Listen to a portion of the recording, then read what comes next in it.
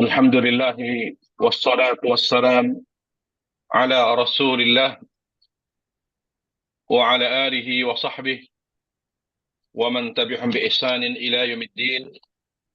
Amma ba'd. Alhamdulillah, puji syukur kita panjatkan kepada Allah Subhanahu wa taala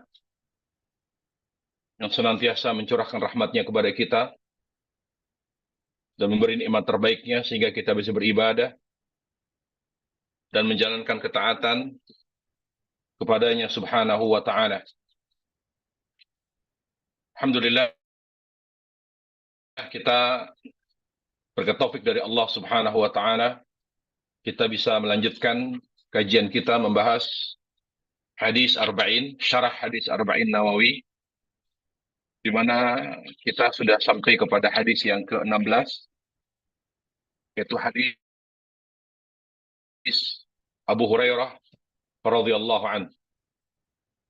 Mari kita ambil beberapa pelajaran penting dari hadis yang mulia ini, lalu kita praktekkan dalam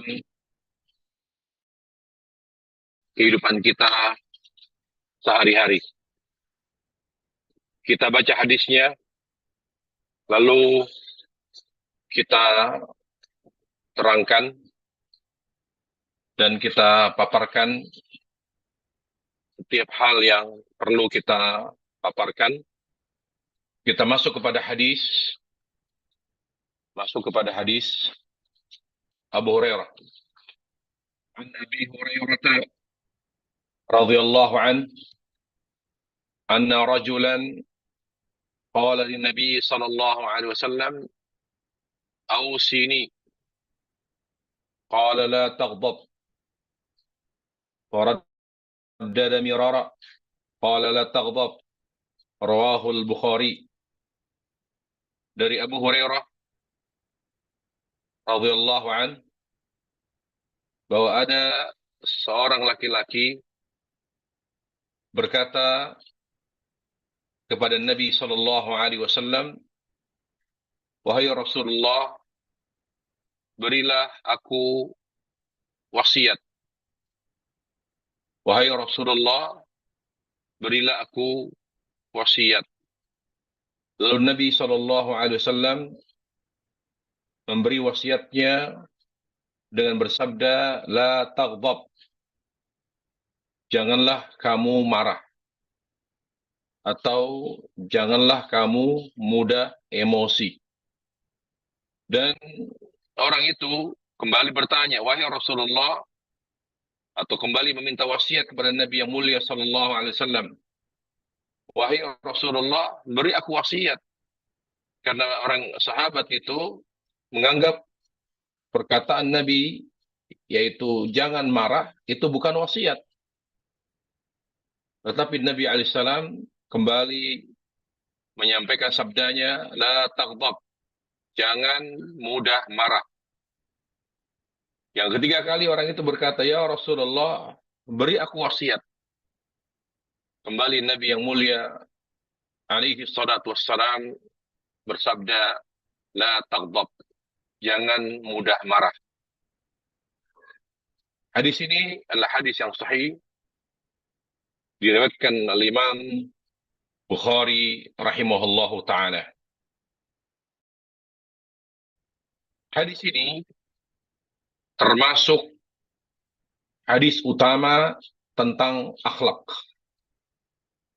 Kita tahu bahwa Islam adalah agama akhlak dan adab. Ketika seorang mengaku dirinya sebagai muslim, namun tidak memiliki akhlak dan adab yang baik, maka ini adalah indikasi betapa lemahnya Islam dan agama orang itu. Sekaligus, seorang yang memiliki akhlak yang tidak baik, perangai yang buruk, hal itu menunjukkan bahwa agama atau Islam yang dianut patut untuk dipertanyakan. Karena seorang muslim wajib berakhlak.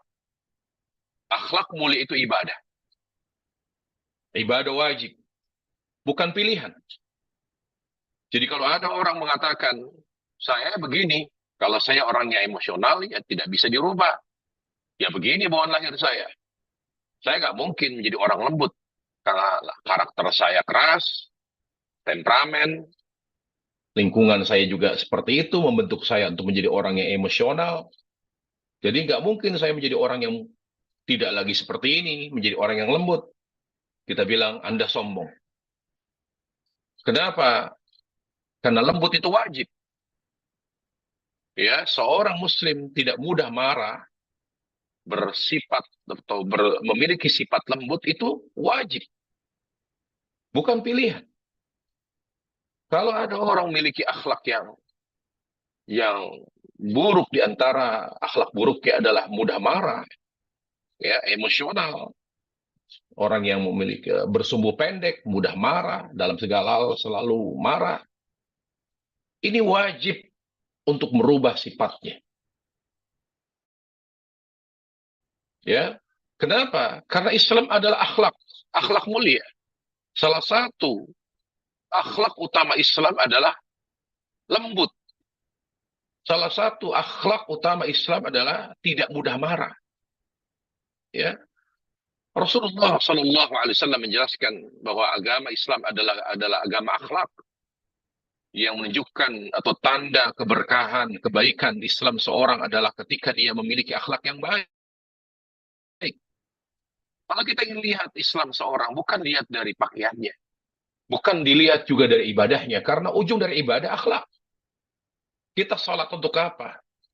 Selain merealisasikan hak tauhid, juga tujuannya agar kita berakhlak.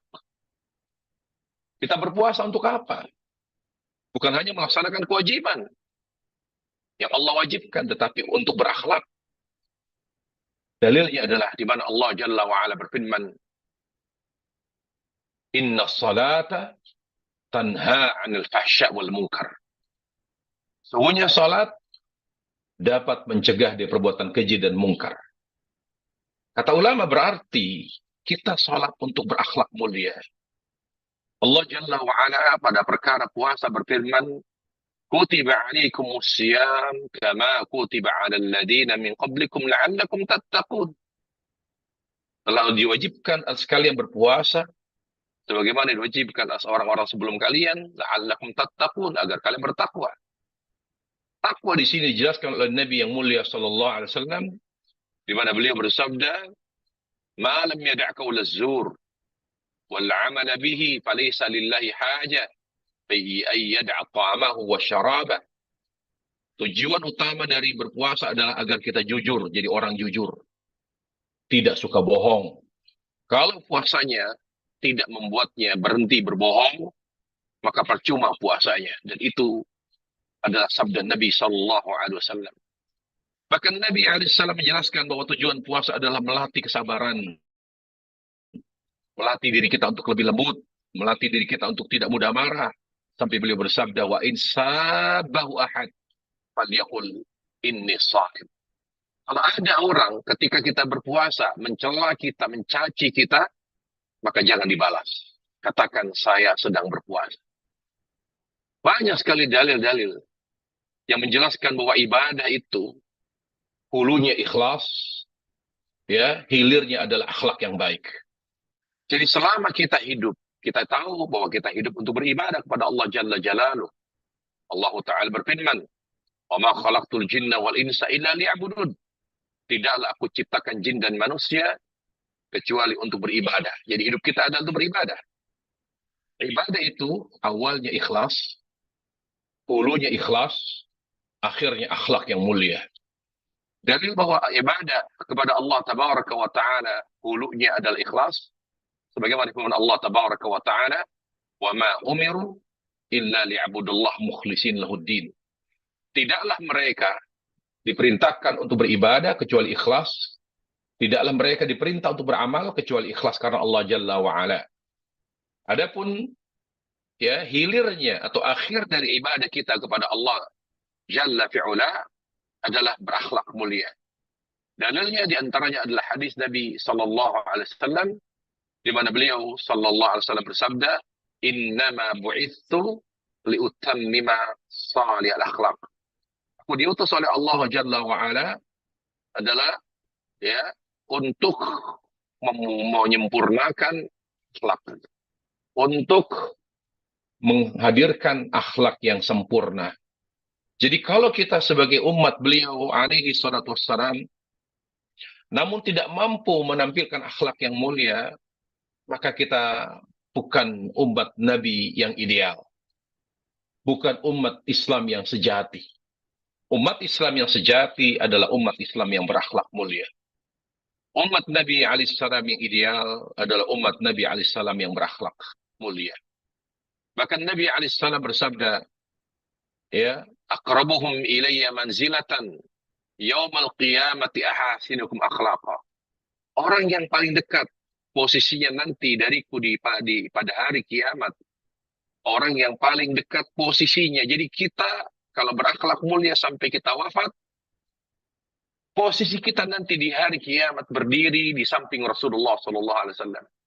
Di mahsyar kita berdiri di samping Rasulullah Alaihi Wasallam. Apa kata Nabi Alaihi Wasallam? Orang yang berakhlak mulia, orang yang berakhlak mulia di akhirat kelak di padang mahsyar, dia akan berdiri di sampingku, kata Nabi Alaihi Wasallam. Dan beliau Alaihi Wasallam juga bersabda, akmalul mu'minina imana ahasinukum akhlaqa. Orang yang paling sempurna imannya, orang mukmin yang paling sempurna imannya adalah orang yang berakhlak mulia. Dan orang yang paling sempurna akhlaknya. Juga Nabi SAW bersabda, saya jamin umatku akan memasuki surga yang paling tinggi derajatnya. Jadi Nabi SAW menjamin umatnya yang berakhlak mulia akan menempati surga yang paling tinggi derajatnya, yaitu liman hasana khuluquh. Siapa umat Nabi SAW yang akan menempati, dijamin oleh Nabi yang mulia alaihissalam, akan menempati derajat yang paling tinggi di surga, yang berakhlak mulia. Ketika ibadah atau akhlak yang mulia itu ibadah, maka seorang berakhlak mulia tidak boleh hanya berdasarkan karakter. Karena ada orang sabar, karena memang karakternya sabar. Ada orang lembut, karena memang karakternya lembut. Ya, ada orang santun, ada orang yang tutur katanya baik, bermanfaat, aktif, selalu bermanfaat bagi orang. Tapi memang karakter dia ingin selalu berbagi, bermanfaat bagi orang. Perlu diluruskan di sini, ya ikhwatal iman, para jemaah sekalian Allah Subhanahu wa taala. Akhlak mulia itu ibadah. Jadi tidak cukup akhlak mulia itu berdasarkan karakter. Akhlak mulia itu ibadah. Jadi ketika kita berakhlak mulia, berakhlak islami, maka harus berdasarkan perintah Allah. Jadi kita sabar, kita lembut, kita berbagi, kita tidak menzalimi siapapun, ya.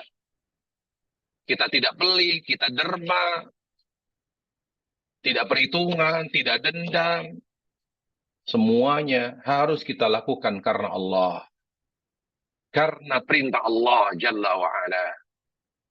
Yang kedua, kalau akhlak mulia itu ibadah, maka akhlak mulia yang kita terapkan dalam kehidupan kita sehari-hari harus sesuai dengan tuntunan Nabi SAW.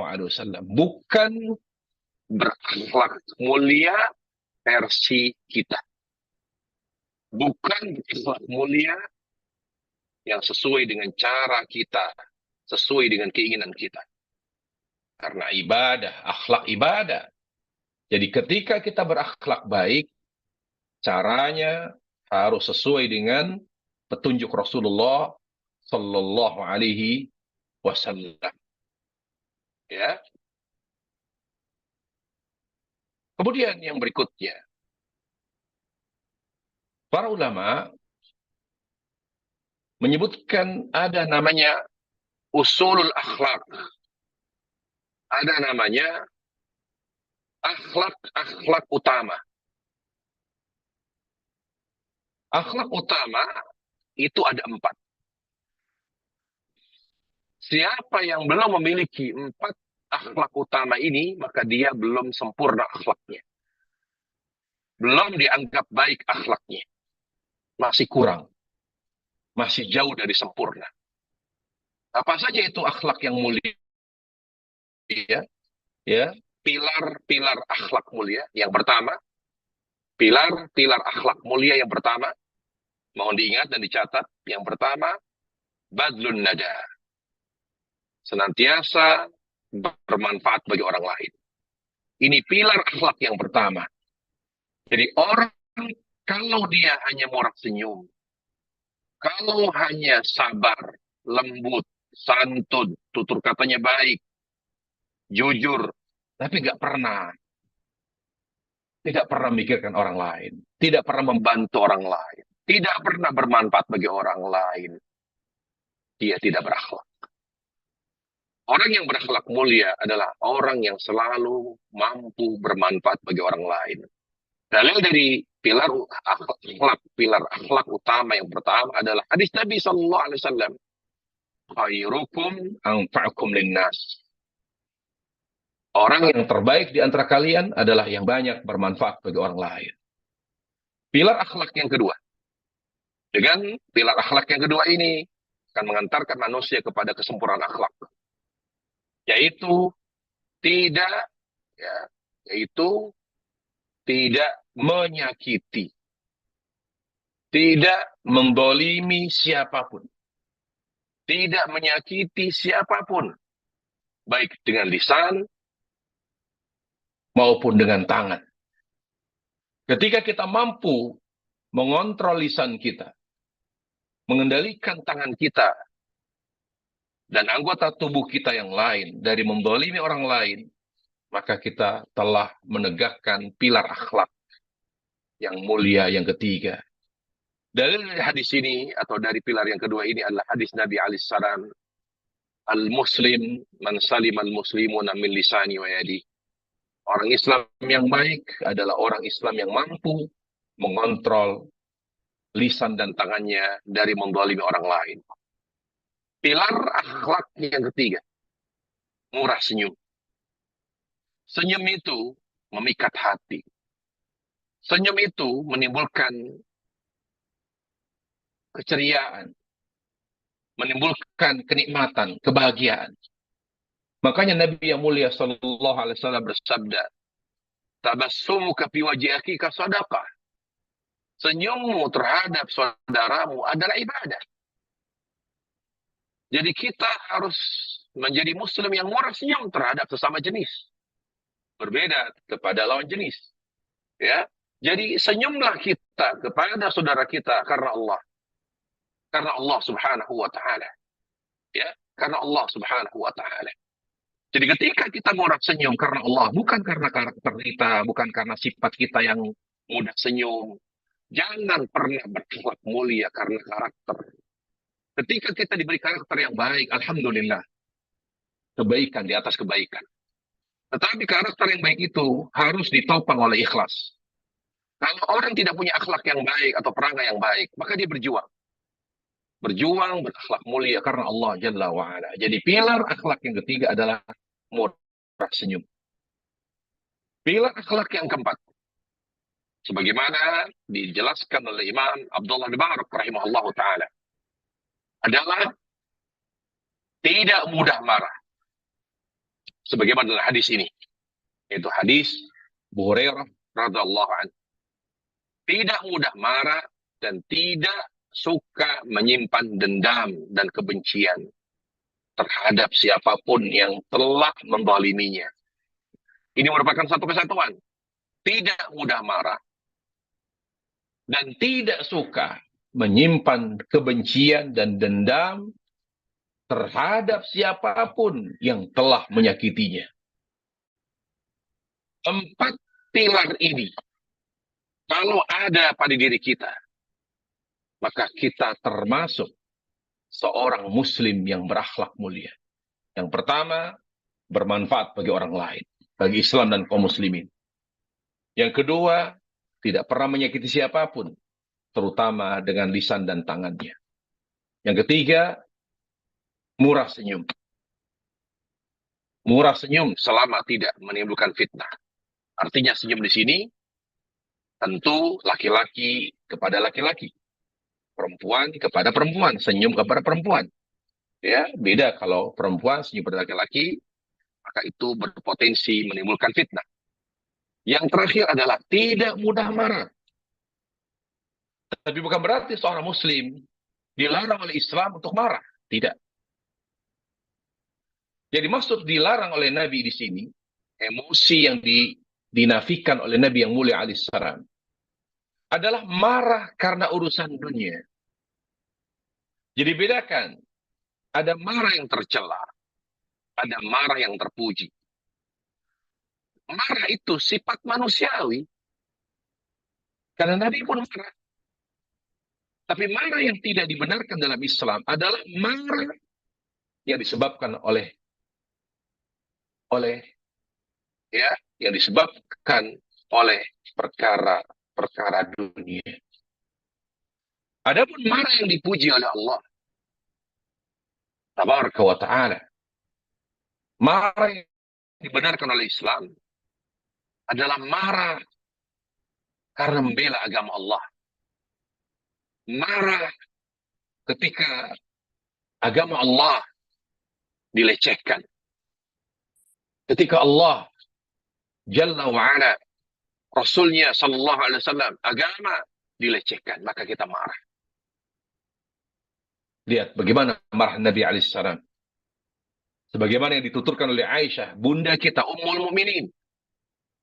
Di mana Aisyah radhiyallahu anha berkata, "Man taqama Rasulullah sallallahu alaihi wasallam li nafsi qattun illa an tuntahaka hurmatullah." Nabi yang mulia sallallahu alaihi wasallam tidak pernah marah hanya karena urusan dunia. Dan juga tidak pernah marah hanya karena pribadi beliau dilecehkan. Illa an tuntahaka hurmatullah. Nabi kan marah hanya karena agama Allah diinjak-injak. Ketika agama Allah dilecehkan, disitulah terlihat bagaimana betapa besarnya kemarahan Nabi Sallallahu Alaihi Wasallam. Jadi hadis yang mulia ini yaitu hadis Abu Hurairah.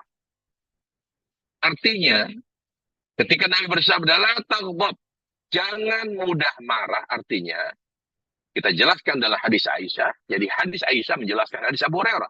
Artinya jangan mudah marah hanya karena urusan dunia. Jangan mudah marah hanya karena urusan-urusan sepele. Jangan mudah marah hanya karena pribadi kita dihina, pribadi kita dilecehkan. Ini adalah akhlak yang mulia. Tetapi kalau agama kita diinjak-injak, dihina, dilecehkan, kalau kita tidak marah, berarti iman kita lemah. Berarti iman kita sangat lemah. Ya. Nah, ini. Penjelasan berikutnya adalah Nabi yang mulia alaihissalam ternyata seringkali diminta untuk memberi wasiat. Dan jawaban Nabi kepada satu sahabat, ya, dari satu sahabat kepada satu sahabat ke sahabat yang lain berbeda-beda. Satu saat Nabi ditanya, ya Rasulullah, beri aku wasiat. Aku diminta wasiat. Kata Nabi, jangan mudah marah. Kemudian Di kesempatan yang lain Nabi diminta wasiat, wahai Rasulullah, berilah aku wasiat, kata Nabi alaihissalam, taati pemimpinmu, alaikum bisam'i wa ta'ah, ya, alaikum bisunnati wa sunnati khulafa ar-rasyidin, berpegang teguhlah kalian sunnahku dan sunnah khulafa ar-rasyidin. Pada kesempatan yang lain Nabi juga ditanya atau diminta wasiat, maka Nabi menjawab, la yazalu lisanuka rataban min dzikrillah, rataban min dzikrillah. Ya, Nabi memberi wasiat, upayakan lisanmu selalu berzikir kepada Allah Subhanahu wa ta'ala. Kenapa Nabi memberi jawaban, memberi wasiat yang berbeda-beda, padahal sahabat-sahabat sama-sama meminta wasiat? Yang pertama jawabannya adalah, Nabi memberi jawaban yang berbeda. Kadang Nabi menjawab, jangan mudah marah. Lalu kadang Nabi memberi wasiat, banyaklah berzikir kepada Allah. Kadang Nabi berwasiat, ya, berpegang teguhlah dengan sunnahku dan sunnah khulafa ar-rasyidin. Itu semua jawabannya sesuai dengan kebutuhan sahabat. Ketika sahabat terlihat Nabi tahu bahwa kebutuhan dia adalah untuk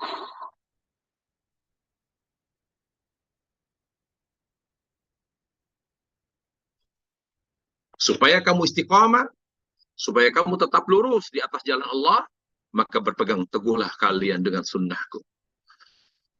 Yang lain, ada orang yang meminta wasiat, ya, tetapi terlihat ada orang ini kelihatannya emosional, mudah marah. Maka Nabi menjawab, jangan mudah marah. Jadi Nabi menjawab sesuai dengan kebutuhan. Yang kedua, jawabannya adalah, artinya Nabi ingin menjelaskan bahwa perangai, ya, perangai yang baik dalam Islam itu banyak. Jadi orang jangan hanya merasa hebat ketika dia seorang yang murasyid. Jangan merasa hebat, jangan merasa sudah berakhlak kalau dia hanya punya sifat lembut. Lianna khisalul khairi katsira. Akhlak mulia dalam Islam itu banyak. Tetapi yang utama 4 tadi, bermanfaat bagi orang lain. Jadi kita periksa diri kita. Sudahkah kita bermanfaat? Apakah sehari-hari kita hanya mikirkan rumah, mobil, penghasilan, bisnis, tapi sudah tidak kita berbagi? Apakah kita sudah menyiapkan sedekah jariah? Apakah kita pernah membangun musola, mewakafkan tanah, membantu, menyumbang, memberikan donasi kepada bangunan pesantren, membantu anak yatim, membantu fakir miskin? Diri kita. Di mana posisi kita dari semua itu? Apakah kita sudah membantu saudara kita di Gaza, di Palestina, menyalurkan donasi? Selama kita belum bermanfaat, jangan anggap diri kita berakhlak. Pilar utama akhlak mulia, bermanfaat bagi Islam dan kaum muslimin. Yang kedua adalah tidak menyakiti siapapun. Kita tidak pernah bermasalah. Biar orang lain mendolimi kita. Asalkan jangan kita yang mendolimi orang lain. Karena Islam mengharamkan kezaliman. Sebagaimana Allah Jalla wa'ala berfirman, ya ibadi, inni haramtu dzulma 'an nafsi wa ja'altuhu bainakum muharrama fala tadzalamu. Wahai hambaku, aku haramkan kezaliman atas diriku. Ya. Dan aku jadikan kezaliman haram, ya, bagi kalian. Oleh karenanya, janganlah kalian saling menzalimi satu sama lain. Dan pilar akhlak yang ketiga, murah senyum. Kepada siapapun selama tidak menimbulkan fitnah.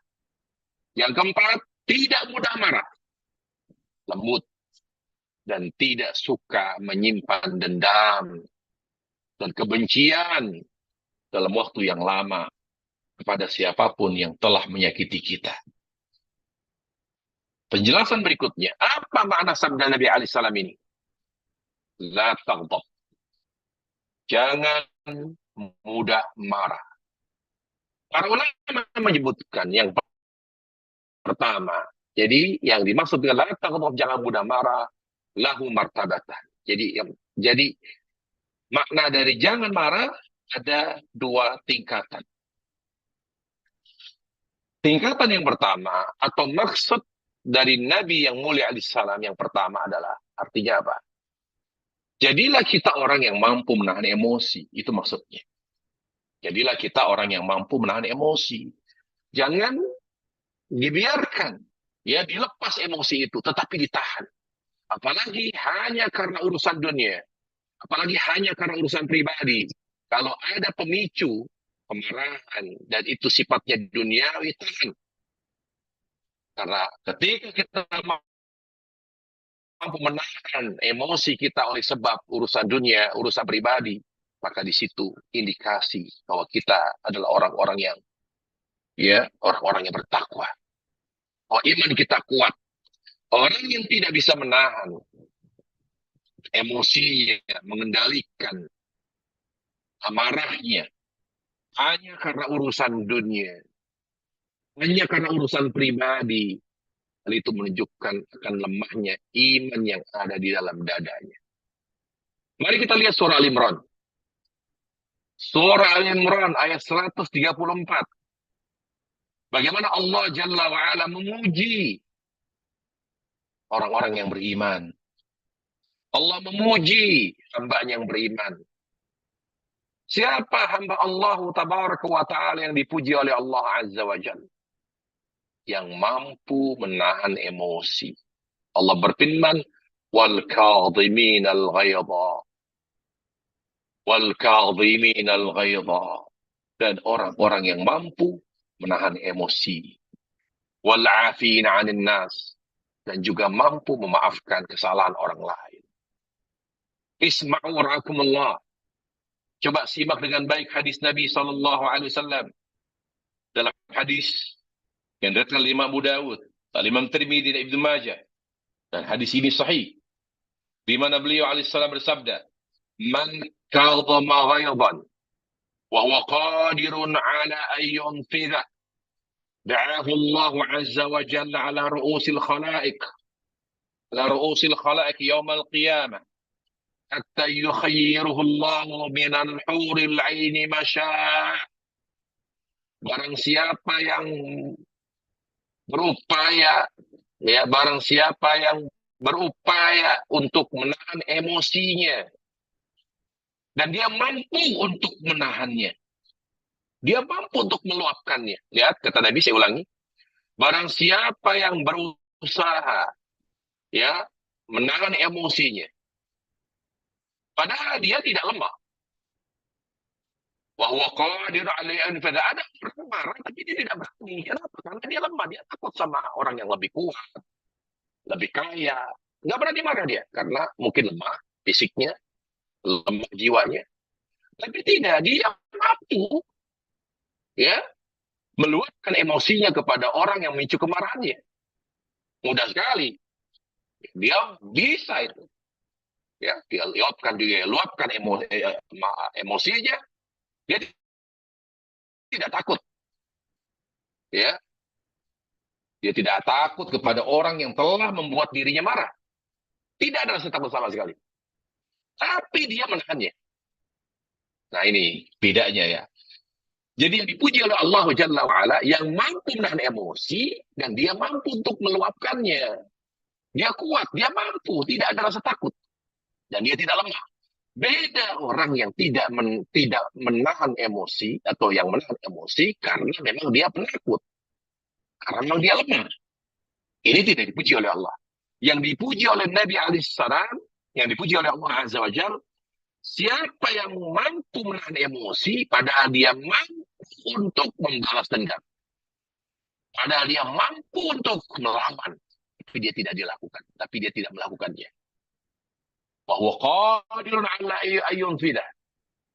Siapa yang mampu menahan emosinya, padahal dia mampu untuk meluapkannya, melawannya, Allah Tabaraka wa Ta'ala nanti di hari kiamat akan memanggil hambanya tersebut di hadapan para makhluk. Dipanggil dengan nama yang paling indah. Ya. Beliau, orang itu, akan dipanggil oleh Allah Azza wa Jalla di di hadapan para makhluk, ya, di hadapan para makhluk dengan, ya, dengan nama yang paling indah. Ya, dipuji oleh Allah Subhanahu wa taala. Dipuji oleh Allah Azza wa Jalla. Kemudian setelah dipuji Allah di hadapan seluruh makhluk yang berada di mahsyar dengan nama yang paling indah, lalu Allah, kata Nabi, hatta yukhayyiruhullah. Lalu Allah mempersilahkan orang yang mampu menahan emosinya selama di dunia untuk memilih bidadari yang telah Allah sediakan. Kalau perempuan gimana? Perempuan juga sama. Mau laki mau perempuan yang mampu menahan emosi dan dia mampu meluapkan dan mampu melawan, tapi dia tidak manfaatkan itu. Dia tahan emosinya karena Allah. Di hari kiamat akan Allah panggil dengan nama yang indah, dipuji di hadapan makhluk, dan Allah akan mempersilahkan orang yang luar biasa mampu menahan emosinya, ya, karena Allah, untuk memilih bidadari atau bidadara yang telah Allah sediakan. Jadi makna dari jangan marah artinya tahan emosimu. Itu maknanya. Jadi maknanya apa? Amsik ghadabak, tahan emosimu pada hal-hal yang memicu emosimu yang bersifat duniawi atau pribadi. Begitu penjelasan yang pertama. Yang kedua, jangan marah artinya la tas'a fi ma yughdibu. Jauhi ya hal-hal yang dapat memicu emosimu. Jauhi. Misal kita duduk ya, kita tahu bahwa kita tidak akan terima kalau kita dihina pribadi kita. Kalau orang tua kita dihina, kita marah. Dan kita kumpul tuh. Ya di majelis yang memang obrolannya itu sering ceng-cengan, ya, sering ngecengin orang, sering menghina orang. Maka untuk menghindari emosi kita, jangan kumpul. Jangan nongkrong sama orang-orang yang suka ngecengin orang, suka melecehkan orang. Walaupun mungkin mereka niatnya bercanda, ya, walaupun mereka niatnya bercanda. Ini yang suka memicu emosi dijauhkan. Kita tahu kita saja yang menimbulkan emosi. B, C, D. Itu dihindari. Jadi mana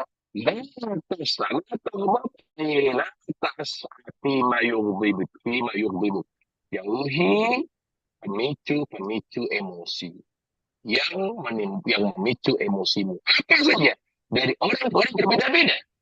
Ada yang tersulut emosinya, misalnya karena namanya pasangan hidupnya atau istrinya atau suaminya itu telat datang. Misalnya istrinya, dia tahu istrinya telat datang, pasti dia marah. Kita diingatkan kepada istrinya, mah, ya, atau cintaku, atau kalau saya datang, kamu sudah datang.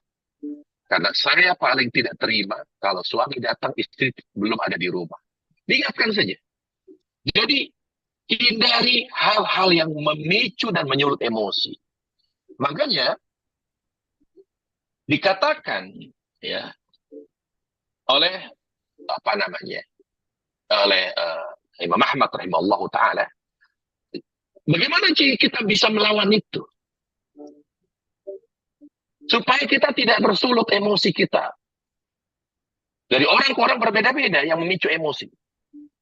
Bagaimana caranya kita ya tidak tersulut emosi kita? Maka caranya adalah belajar memaklumi. Namanya taghaful. Yang membuat kita marah karena kita tidak menerima. Kita tidak memaklumi. Kita tidak berlapang dada menerima itu. Ya, kita tidak lapang dada. Misalnya kita diajak bicara, kita sedang berbicara, tapi wajah orang yang kita ajak bicara tidak melihat wajah kita. Marah kita. Atau kita sedang bicara, lalu orang yang kita ajak bicara malah melihat HP. Marah kita. Ya, kita anggap ini kurang ajar. Ya, tidak punya adab. Ketika diajak bicara, maka lihat wajah orang yang bicara dan jangan melihat HP. Nah, semua itu harus kita atasi dengan berusaha memaklumi. Bagaimana? Oh, mungkin dia belum paham bahwa etika orang yang sedang bicara adalah melihat wajah orang yang sedang bicara dengannya.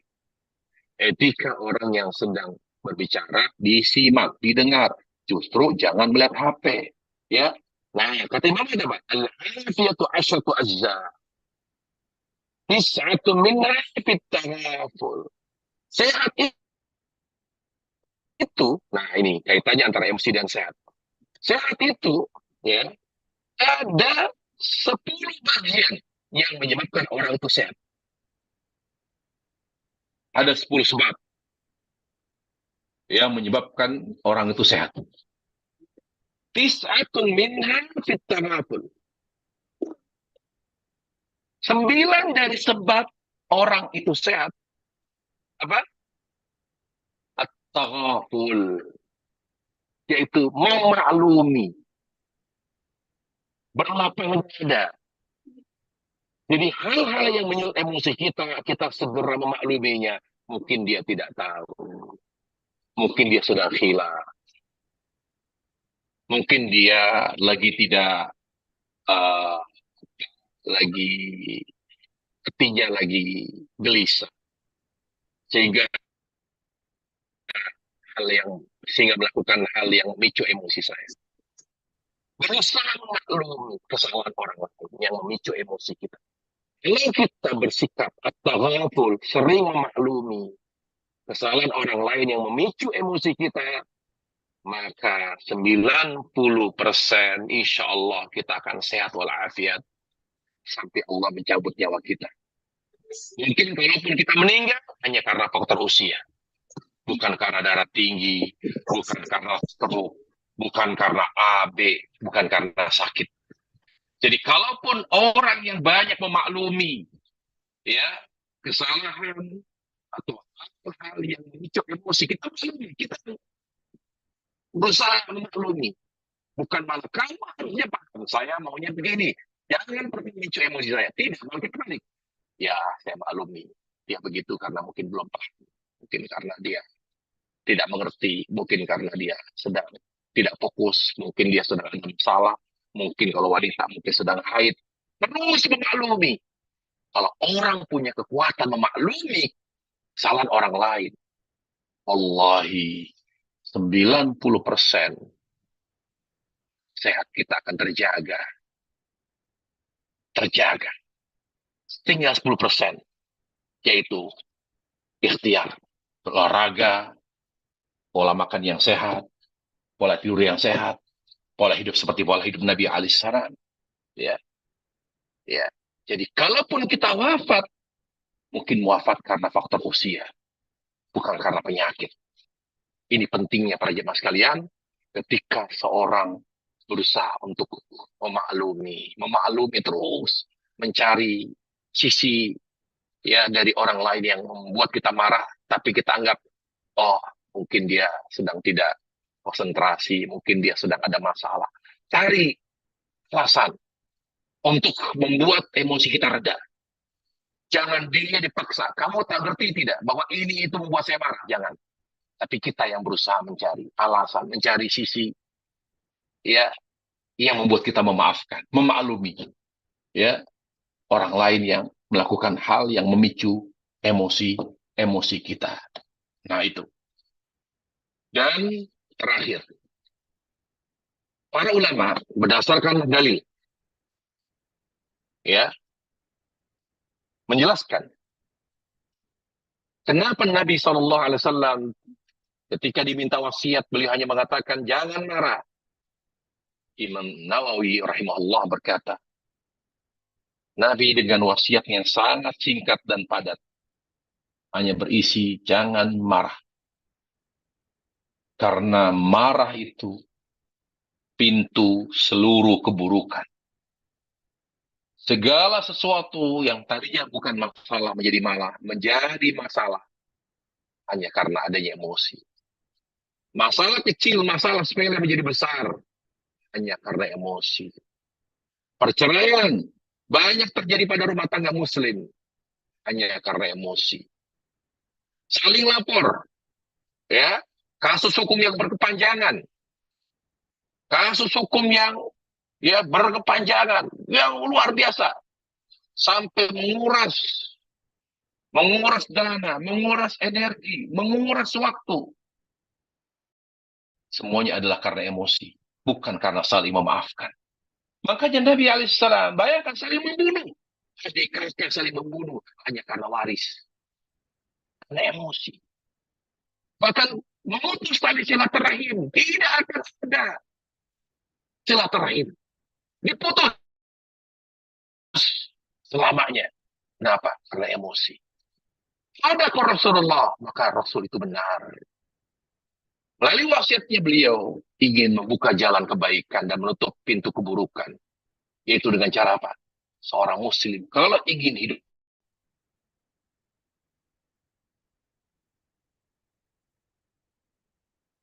mudah marah dan mampu memaklumi kesalahan orang lain. Kemudian para ulama juga menjelaskan kalau ada orang yang emosional, bersumbu pendek, mudah terpicu emosinya, mudah tersulut amarahnya, maka para ulama menyebutkan ada beberapa langkah yang dapat dilakukan untuk mengatasi emosi. Yang pertama, seorang yang ketika marah, maka bisa diatasi dengan wudhu. Jadi ketika dia marah, langkah yang dilakukan apa? Berwudhu. Ya, karena Nabi SAW bersabda, Innal ghadab minasyaitan. Emosi itu dari syaitan. Wa inna syaitana khuliqa min nar. Dan syaitan itu tercipta dari api. Wa inna ma tutta'un nar bil ma. Bahwa api itu dapat dibadamkan dengan air. Apabila salah seorang di antara kalian sedang marah, maka berwudulah. Yang kedua, solusi untuk mengatasi emosi atau amarah adalah dengan cara merubah posisi. Kalau kita sedang berdiri, maka duduk. Maka duduk. Insya Allah ini sangat efektif. Jangan ketika kita marah berdiri, lalu kita tetap berdiri. Maka duduk. Ya, maka duduk. Karena Nabi Alaihissalam bersabda, tidak akan aku mau apabila salah seorang di antara kalian berdiri, kalian jelis, maka duduklah. Yang juga emosinya tidak reda. Dengan dia duduk, lihat tojek maka berbaringlah. Jadi berubah posisi dari berdiri ke duduk untuk meredam emosi. Kalau juga masih marah, maka berbaring. Yang ketiga, bagaimana caranya mengatasi emosi? Yang ketiga adalah dengan mengganti ucapan dengan ucapan yang baik. Berusaha. Dia memaki misalnya. Mengucapkan kata-kata kasar. Ganti dengan doa. Semoga Allah beri hidayah kamu. Semoga Allah memberi taufik kepada kamu. Semoga kamu dijadikan oleh Allah menjadi orang yang saleh. Jadi ganti caci maki kita karena kita emosi dengan doa, dengan ucapan yang baik. Ya, dengan ucapan yang baik. Di mana Nabi Alaihissalam bersabda, saya tahu kalau suatu amalan, kalau ada orang marah lalu dia mengamalkan amalan itu, insya Allah emosinya akan hilang dan reda. Itu yaitu di mana Nabi Alaihissalam berkata, yaitu yang pertama dengan bertawud. Jadi kalau kita sedang marah, baca a'udzubillahi minasyaitonirrajim, kemudian ungkapkan emosi kita dengan doa. Ungkapkan emosi kita dengan doa. Allah yahdik, semoga Allah beri hidayah kepada kamu gitu. Jangan ditahan. Yang ditahan itu umpatan, yang ditahan caci maki. Tapi ketika kita marah dan kita tidak bisa menahannya, keluarkan saja, tapi dalam bentuk doa. Semoga Allah merahmatimu, semoga Allah mengampuni dosa-dosamu, semoga Allah beri hidayah kepada kamu. Nah, itu begitu caranya. Kemudian yang keempat, ketika seorang marah, dan ini adalah salah satu cara, mungkin sebagian mampu, sebagian tidak, tapi ini adalah amalan yang perlu kita ketahui, yaitu diam.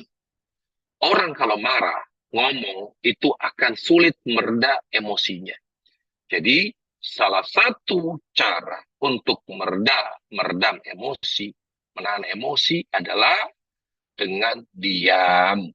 La yatakallam bisyai', tidak mengucapkan apapun, tidak mengucapkan apapun. Dalam hadis yang diriwayatkan oleh Imam Bukhari dalam Adab Mufrad, di mana Rasulullah SAW bersabda dalam hadis yang sampai sanad kepada Ibnu Abbas. Beliau sallallahu alaihi wasallam bersabda, "Idza ghadiba ahadukum falyaskut." Apabila salah seorang di antara kalian marah, maka hendaklah diam. Karena yang membuat marah semakin menjadi adalah ketika dia bicara. Makanya kalau orang sedang marah, sebaiknya diam. Kalaupun kita tidak bisa diam, maka lisan kita gunakan untuk berdoa. Bukan untuk mencaci, mengumpat, menghina. Karena itu bahaya. Kalau itu seperti itu, segera atasi dengan bertawud kepada Allah. A'udzubillahiminasyaitonirrajim. Kemudian berwudu, ya, kemudian berubah posisi, kemudian berwudu.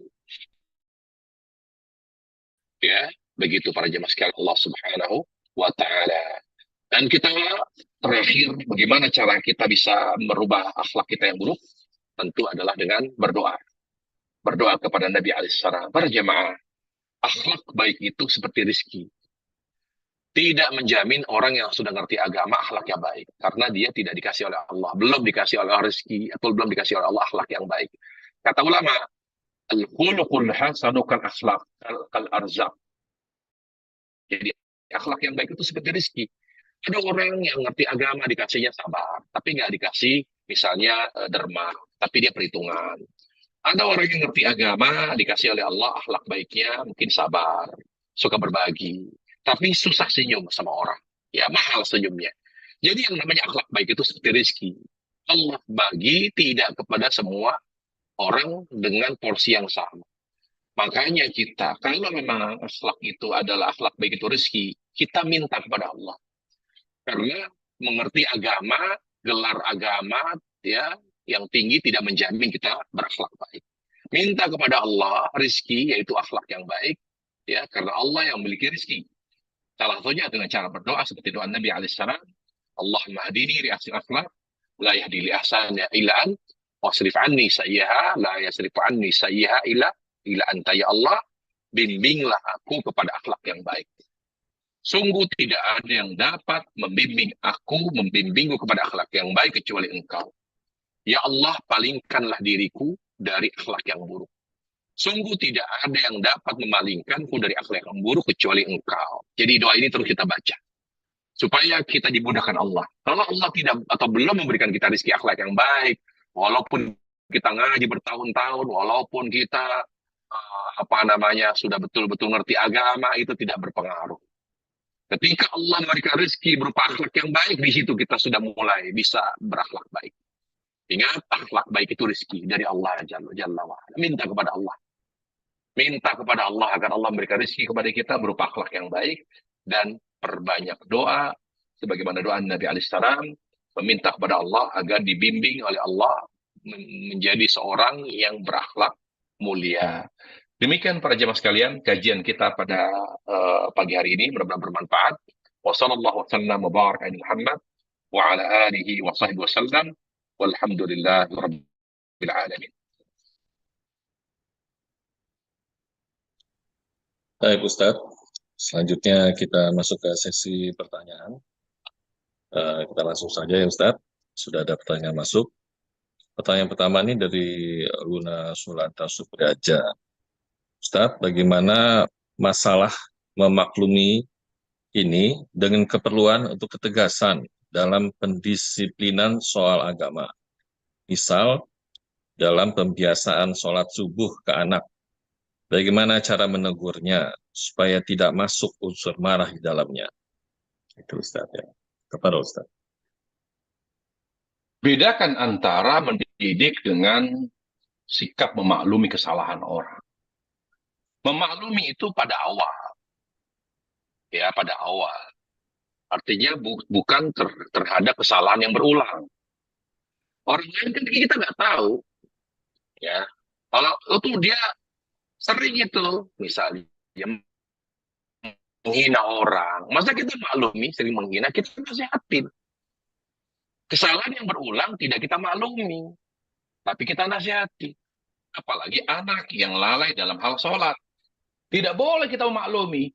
Kalau kita memaklumi artinya membiarkan kesalahan. Allah Jalla berfirman, ya, wa'mur ahlaka bis-salati wastabir 'alaiha nahnu narzuqukum wa iyyahum. Nahnu narzuquhum wa iyyakum. Ya, perintahkanlah keluargamu untuk salat dan sabar. Jadi kalau keluarga kita, terutama anak istri kita itu lalai dalam ibadah, dalam hal akhlak, kita tidak boleh memaklumi. Itu namanya dayuth. Kesalahan yang berulang. Beda kalau kita belum pernah nerangkan. Kita tidak pernah nerangin ke anak. Ini loh salah, ini wajib. Tiba-tiba marah. Itu nggak boleh. Pertama memaklumi. Kesalahan yang dilakukan pertama pada awal, ya, kesalahan awal, kesalahan pertama, karena ketidaktahuan kita maklumi. Tapi kesalahan yang berulang, nggak bisa kita maklumi. Harus dinasihati. Harus ditegur. Kalau keluarga, tegas kita. Makanya Nabi alaihissalam bersabda, muru auladakum bisalati inda salat. Suruh anakmu salat kalau berumur 6-7 tahun. Wadribu 'alaiha indal 'ashar. Kalau sudah disuruh salat, dia udah tahu dari umur 7 tahun sudah disuruh salat, salat, salat. Masih juga bandel, lalai dari salat, meremehkan salat. Itu dari pukul dia. Kalau udah dari kecil, dari umur 7 tahun sudah disuruh sholat. Masih juga subuh dibangunin lah. Sering subuhnya jam 6, jam 7, sering sholat kalau disuruh. Kalau nggak disuruh, nggak sholat. Maka apakah kita maklumi? Tidak boleh. Kesalahan yang berulang harus ditindak tegas. Apalagi kita sebagai seorang bapak. Karena bapak itu punya otoritas. Ya, punya otoritas. Siapa yang punya otoritas untuk mengambil tindakan tegas? Penguasa dan seorang ayah. Penguasa punya hak untuk mengambil tindakan tegas, menghukum dengan fisik. Sama dengan orang tua dan suami, punya otoritas untuk menghukum dengan fisik, secara fisik. Bagaimana Allah katakan misalnya dalam konteks seorang ayah misalnya, itu tadi hadis Nabi, wadribu 'alaiha, pukul anakmu. Suami punya otoritas. Sebagaimana misalnya Allah berfirman, ya, kata Allah Azza wa Jal, fa'idhuhunna wahjurhunna fil madaji wadribuhun. Nasihati istrimu yang durhaka. Kalau juga tidak berubah, tidak ada perubahan setelah dinasihati, maka pisah ranjang. Kalau sudah pisah ranjang juga tidak berubah, wadribuhun, pukul mereka. Jadi siapa yang punya otoritas untuk mengambil tindakan secara tegas? Penguasa, seorang ayah dan suami. Dan ini harus didahului oleh apa? Oleh keterangan. Jadi ajarin dulu gitu. Jangan tiba-tiba langsung main pukul. Nggak bisa. Dijelaskan dulu, diterangkan. Diberi pencerahan. Kalau sudah diterangkan, sudah dijelaskan, terjadi kelalaian yang luar biasa, kita ambil tindakan tegas. Gitu. Jadi bedakan antara kesalahan di awal dan kesalahan yang berulang. Kalau kesalahan di awal, walaupun dia istri kita, anak kita, diingatkan saja. Ya, kita maklumi ya. Mungkin karena belum tahu. Sama misalnya, kita sudah ngaji, terus kita menikah dengan istri yang awam. Terus dia pakai jilbabnya, ya bikin apa, agak atau pakai pakaian yang agak bentuk. Kita bilang, kamu ngerti tidak? Kamu bodoh. Cuma kalau pakai jilbab kalau bentuk tubuh. Kenapa dimarahin? Jelaskan dulu. Nggak boleh. Apa kata Allah? Wa amma sa'ila fala tanhar. Orang bodoh itu jangan dibentak. Jadi kalau ada istri kita awam, anak kita juga belum ngerti, kita ajarkan dulu. Kalau sudah mengerti tapi ada kelalaian, nah tidak boleh kita memaklumi. Kita harus menasihati. Kalau juga tidak dengar, kita ambil tindakan tegas. Kira-kira gitu. Allahu Ta'ala. Baik, mudah-mudahan sudah cukup jelas buat penanya. Kita lanjut ke pertanyaan berikutnya, Ustadz ya. Ini dari Ukti Emi. Bismillah, Ustadz. Apabila emosi yang sudah terlanjur keluar, misalkan kata-kata yang kurang baik ke anak, bagaimana cara menetralisir atau cara minta mohon ampunnya, Ustadz?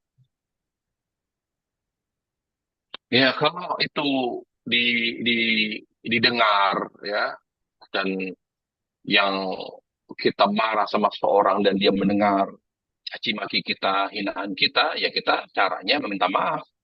Karena kesalahan kita terhadap makhluk tidak bisa dengan hanya mohon ampun. Mohon ampun itu kalau dosa kita terkait dengan Allah Jalla wa'ala. Jadi kesalahan terkait dengan hak Allah dengan meminta ampun, kesalahan terhadap makhluk dengan memohon maaf. Beda. Jadi kalau kita marah nih, kita bilang, kamu ini kurang ajar, kamu binatang kita sebut, wah, data kita sebut semua. Lalu kita astagfirullahaladzim. Maka apa caranya? Meminta maaf. Karena kesalahan kita sama orang lain terkait dengan hak makhluk.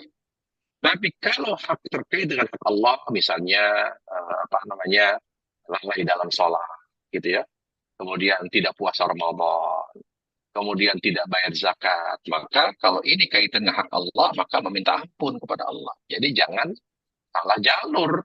Kalau kita berbuat salah dengan kita marah lalu mengumpat orang yang kita maki, lalu dengan kita maki-maki dia, mencela dia, maka caranya, cara mengatasinya, cara menetralisir masalah adalah dengan cara meminta maaf kepada orang yang kita caci, yang kita hina karena kita sudah terlanjur emosi, begitu. Wallahu a'lam.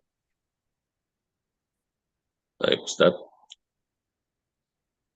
Selanjutnya, karena belum ada pertanyaan lagi, Ustaz ya, barangkali boleh dari kami sendiri ada satu pertanyaan. Ini dari kitab syarah yang apa? Yang dari Ustaz ini kan ya.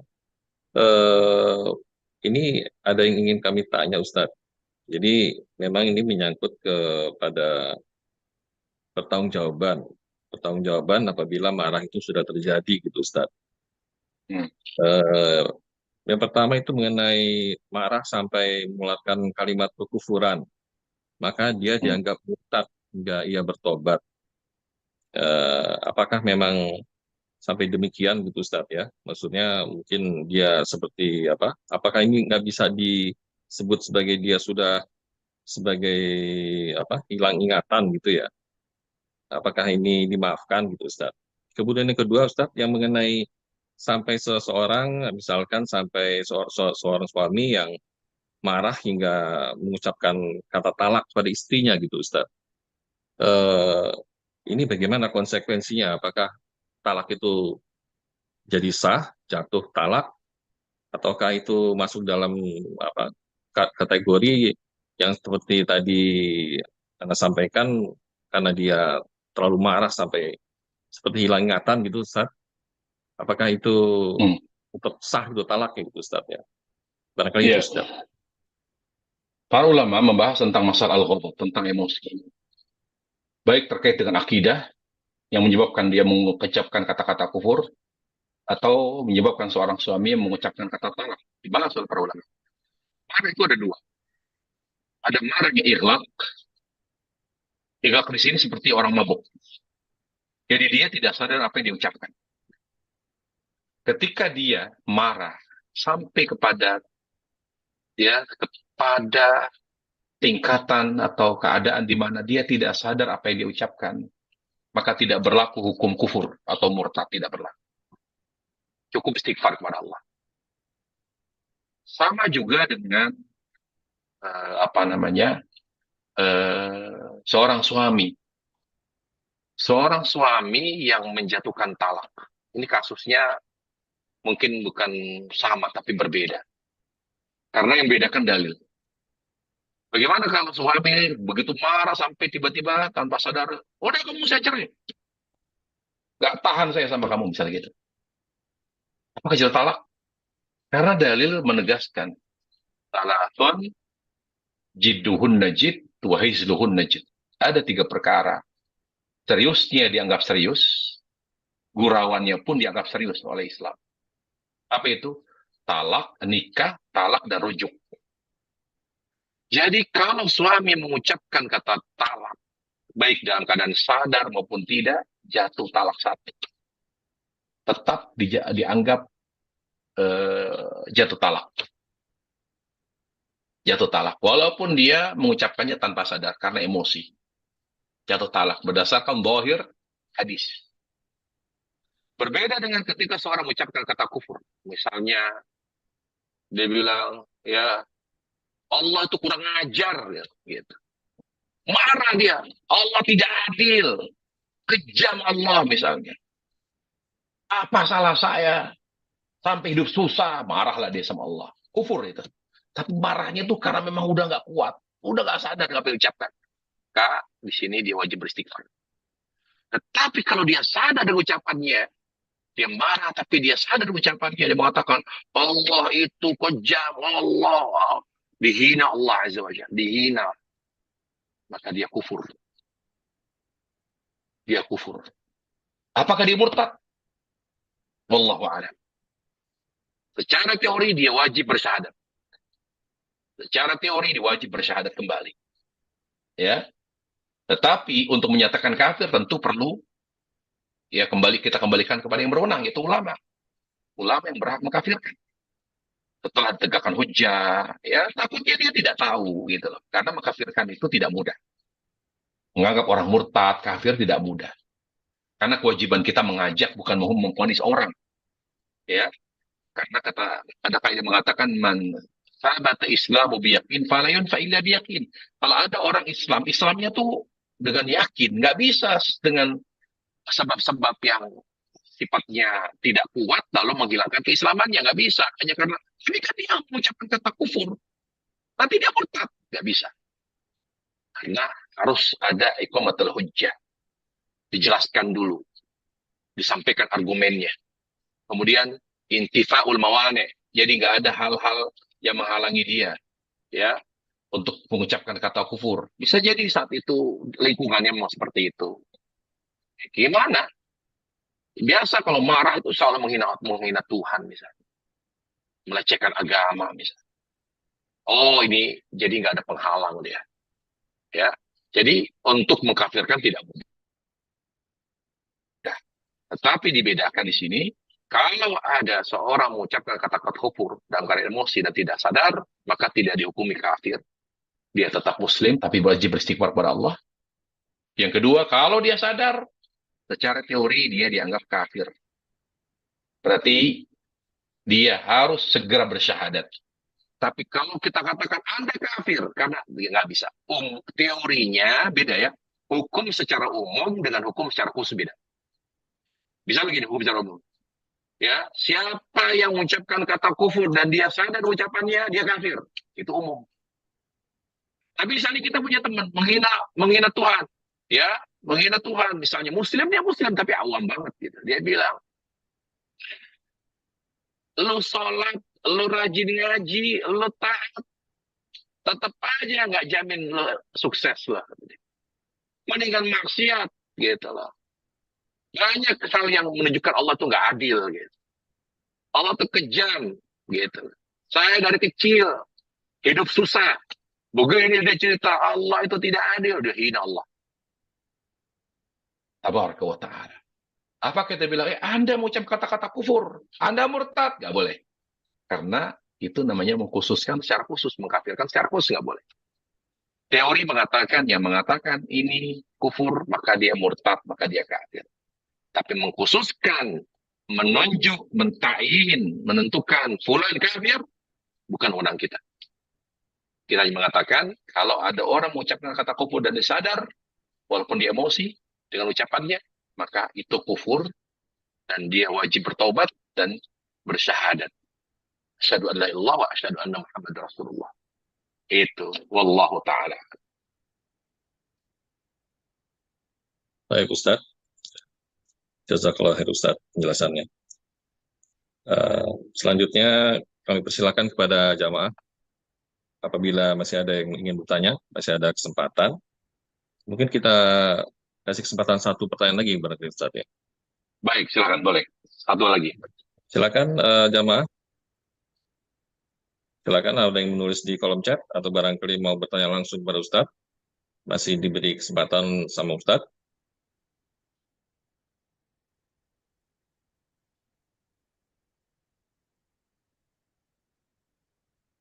Alhamdulillah. Tidak ada yang bertanya, berarti jelas Pak. Ya, insya Allah Ustaz. Sudah pada pintar semua jamaahnya, alhamdulillah. Masya Allah. Amin. Insya Allah. Ya Ustaz, kalau gitu kami persilakan Ustaz untuk, oh sebentar Ustaz, ada satu pertanyaan yang masuk ini ya, barangkali ya bisa sebentar dibacakan. Iya, pertanyaan menarik pertanyaan, saya tadi baca sebentar. Oh iya, baik Ustaz. Apabila wanita ingin menikah, pilihannya bagaimana? Singkat pertanyaan Ustaz, itu aja. Apabila wanita ingin menikah, pilihannya bagaimana? Maksudnya gimana pertanyaan itu? Saya nggak pas. Ya, Wanita ingin ini menikah. agak belum terlalu Pilihannya maksudnya calonnya seperti apa gitu? Atau gimana? dalam Ustaz ya. Barangkali ya ini dia. Lanjutannya Oh, maksudnya kriterianya. ya ya. Imam Apa Ahmad bilang, kalau seorang mau menikah, jangan wanita aja ingin menikah. Kata Nabi alaihissalam, tungkahul mar'atu li arba. Jadi ada 4 kriteria yang orang itu menjadi pertimbangan untuk menikahi pasangan atau pasangan hidupnya. Karena hartanya, karena tampannya, karena hartanya, karena keluarganya, dan karena agamanya. Kalau itu semua, tentu kita menikah dengan yang punya 4 kriteria itu sulit. Kata Imam Ahmad, kalau kita ingin menikah, tetapi untuk mendapati laki-laki yang mapan, tampan, kemudian keluarganya baik, kemudian agamanya baik, itu sulit. Maka kata Imam Ahmad, paling tidak, tolong perhatikan 2. Ketika kita ingin menikah, maka 2 kriteria ini harus ada. Enggak, rumah tangga kita tidak akan pernah menjadi keluarga yang sakinah. Apa itu? Ya, yaitu apa kata Nabi alaihissalam? Ya, agama atau akhlak dan kecantikan atau ketampanan. Kenapa? Karena terkait dengan akhlak, rumah tangga akhlak. Rumah tangga ya akhlak. Tanpa akhlak, rumah tangga tidak akan pernah tenang, tidak akan pernah damai. Berantem terus, ribut terus, masalah terus. Karena yang bermain di dalam rumah tangga itu akhlak. Akhlak, wallah akhlak. Kita bisa berpura-pura di awal, pada saat pengantin baru. Tapi lama-lama, ya, lama-lama. Di kemudian hari tidak ada lagi basa-basi sudah. Yang terlihat adalah akhlak suami atau akhlak istri. Jadi rumah tangga itu harus bersama orang yang berakhlak mulia. Dan Nabi mengatakan agama, akhlak itu dengan kata agama. Azhar bitadidin. Utamakan yang kuat agamanya, maksudnya yang baik akhlaknya. Ada Ustaz, gimana kalau udah ngaji? Dia ngaji. Berapa atau tidak? Lihat gitu. Jadi ngaji saja. Pertemuan syar'i belum jamin. Tapi lihat akhlaknya. Lebih baik lagi, lebih bagus lagi, sudah berakhlak ngaji. Nah, itu luar biasa itu. Apalagi terus kecantikan ketampanan. Karena mungkin kita ingin punya anak yang tampan, cantik, dan juga menjadi penyejuk jiwa, ya, penyejuk mata, yang membuat kita tidak tengok ke kanan dan ke kiri melihat istri orang, melihat suami orang, karena istri kita lebih cantik, suami kita lebih tampan. Jadi jangan hanya mengatakan cukup baik hatinya, kan bisa. Kalau memang cukup baik hatinya, Nabi itu pernah ditawarkan oleh seorang yang sangat mengidolakan beliau, seorang wanita yang sangat mengidolakan beliau, sampai beliau menghibahkan dirinya. Ya Rasulullah, saya ingin hibahkan diri saya. Bayangkan ada seorang wanita yang sangat ngefans dan mengidolakan Nabi. Sampai Nabi alaihissalam ya kaget. Karena ini sangat dia apa wanita ini wah mau sangat mengidolakan Nabi. Sampai beliau saya ingin hibahkan diri saya untuk engkau ya Rasulullah. Apa yang Nabi lihat? Apa yang Nabi lakukan? Beliau lihat wajahnya. Setelah beliau lihat wajahnya, beliau tidak tertarik karena kurang menarik. Lalu beliau menundukkan pandangannya, lalu beliau menolak dengan halus. Berarti Nabi alaihissalam sendiri pun tidak hanya memilih wanita karena baik hatinya, tapi juga cantik wajahnya. Coba lihat istri Nabi dari Khadijah, kemudian Aisyah, Zainab, Zainab bin Jahsh, seorang wanita keturunan Yahudi yang Nabi yang mana kata Aisyah sangat cemburu karena matanya biru. Zainab bin Jahsh itu seorang wanita Yahudi bermata biru. Kita tahu Yahudi wanita itu cantik-cantik. Sampai Aisyah mengatakan, ya Rasulullah, kenapa kamu menikahi dia? Dia itu orang Yahudi loh. Karena memang kenapa? Walaupun dia Yahudi, tapi dia Muslim. Saya menikahi dia supaya saya bisa mengislamkan orang-orang Yahudi dari apa namanya Bani Quraizah atau dari bangsa dia. Nah, jadi Nabi alaihissalam, kalau kita lihat istri Nabi, istri beliau sallallahu alaihi wasallam, bukan wanita yang biasa, bukan hanya cantik hatinya, tapi juga cantik lahirianya, penampilannya, supaya kita bisa mampu menundukkan pandangan. Coba kita jujur para laki-laki, kalau istri kita tidak lebih cantik dari istri wanita di luar, kira-kira kita bisa tidak menundukkan pandangan? Nggak bisa, kita jujur sama diri kita. Kita lihat perempuan, lebih cantik yang di rumah. Kita ya sepintas lihat, lebih cantik. Itu membuat kita lebih mampu menundukkan pandangan. Makanya kalau ingin menikah, menikahlah dengan yang baik hatinya, berakhlak, yang mulia, dan cantik atau tampan. Ini adalah kriteria yang utama. Adapun setelah itu kaya, bonus. Dari keluarga baik-baik, bonus. Gitu. Jadi, ya, cantik ini terus. Berakhlak, beragama itu wajib. Itu pun apa namanya? Dia dari bangsa bonus. Ya, dari keluarga yang terhormat, dipandang di daerahnya, di tempat asalnya, di tempat tinggalnya, bonus. Ini artinya tajir melintir, bonus. Jadi jangan dipaksakan. Kalau kita ingin menikah, tapi harus kaya, jangan. Yang wajib berakhlak mulia, kemudian dia seorang laki-laki yang tampan. Wallahu taala alam. Demikian. Baik, Ustadz. Barangkali sampai di situ saja. Kami persilahkan Ustadz untuk menutup dengan penutup dan doa kafaratul majelis. Silakan Ustadz. Baik, kita akhiri majelis kita. Kita mohon kepada Allah Jalla wa'ala agar majelis ini diberkahi Allah Subhanahu wa ta'ala. Kita senantiasa diberikan nikmat sehat, diberikan kekuatan hidayah, terutama hidayah di atas sunnah Rasulullah. Dan semoga Allah senantiasa berikan taufik kepada kita. Dengan bertambahnya umur kita selalu dekat kepada kebaikan dan kebenaran. Dan kita akhiri majelis kita dengan kafaratul majlis. Subhanakallah bihamdik, asyhadu an la ilaha illa anta, astaghfiruka wa atubu ilaik. Assalamualaikum warahmatullahi wabarakatuh.